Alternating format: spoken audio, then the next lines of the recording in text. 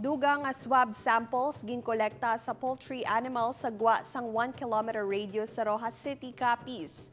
Highly exposed nga mga tawo ipaidaluman sa RT-PCR test.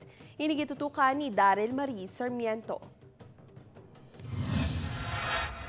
Bilang pagpanginlaman, halin sa Ground Zero sa Barangay Cagay, Rojas City, hasta sa gwa sang 1 kilometer radius ang mga poultry animals. Gilayon na nga ginpa-test sang Provincial Veterinary Office sa probinsya sang Capiz. Considering ang proximity sang infected farm sa mga residences, at the same time ang environment bala o kung ang topography nga sa punong hindi malapit sa river. Sa isenta tanan ka mga pato, manok kag fighting cocks ang ginkuhaan sing samples pinaagi sa nasopharyngeal swab. Para mabalaan kung may reactors, kung may reactors makasiling kita nga nag-spread ang disease, pero hopefully wala lang. Patag pasinikon nga imbes blood samples ginpaagi sa swab samples ang pagtest sa mga sapat.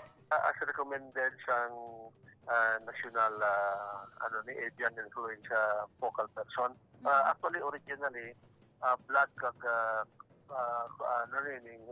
nasopharyngeal swab ang supposed to be nakuha, but lately, I don't know sang ilang akuan nga gin-recommend nga nasopharyngeal swab. Magluwas sa test sa kasapatan, pati mga tawo nga highly exposed sa nagpositibo sa virus nga ginalakipan sang tag-iya sang poultry farm caretaker kag ang 3 ka staff sang Provincial Veterinary Office ipaidaluman sa RT-PCR test. Nagsugid sa ako ng isa ko ka vet na advise siyang probinsya ata o city nurse nga ginapasubmit sila for PCR test.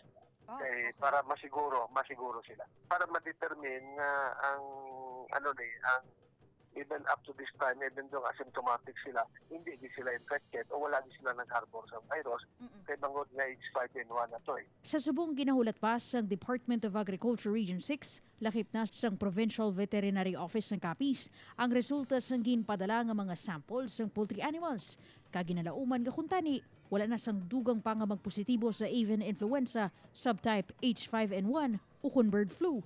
Nga pati sa tawo, makalalaton kag pwede magresulta pa sang kamatayon. Upod kay Hans Desierto, Daryl Marie Sarmiento, One West Visayas.